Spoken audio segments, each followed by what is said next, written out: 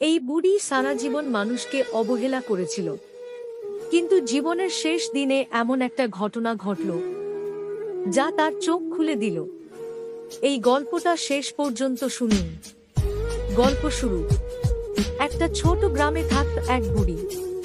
স্বামী অনেক আগেই মারা গেছে। ছেলে শহরে থাকে, মাসে একবারও খবর নেয় না।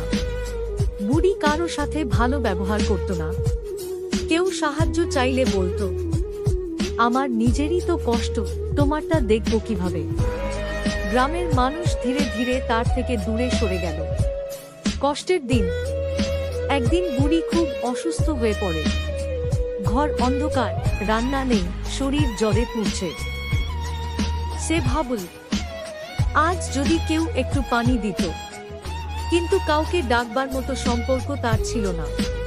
ছোট মেয়েটির আগমন টার্নিং পয়েন্ট। হঠাৎ দরজায় টোকা। একটা ছোট মেয়ে দাঁড়িয়ে।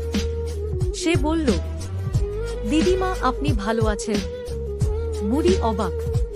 এই মেয়েটা সেই প্রতিবেশীর, যাকে সে একদিন তাড়িয়ে দিয়েছিল। আবেগী মুহূর্ত। মেয়েটা পানি দিল, ওষুধ আনল, নিজের হাতেই ভাত খাইয়ে দিল। বুড়ির চোখে জল।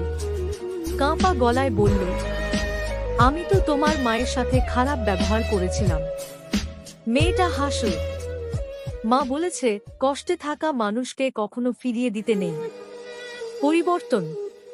সেই দিন থেকে বুড়ি বদলে গেল। মানুষ দেখল, সে হাসে, কথা বলে, সাহায্য করে। গ্রাম আবার তাকে আপন করে নিল। শেষ দিন। কয়েক মাস পর বুড়ি মারা যায়। কিন্তু মৃত্যুর আগে বলেছিল, ভালোবাসা দিলে তবেই ভালোবাসা পাওয়া যায়। গ্রামের সবাই কেঁদেছিল, কারণ শেষে হলেও বুড়ি মানুষ হতে পেরেছিল।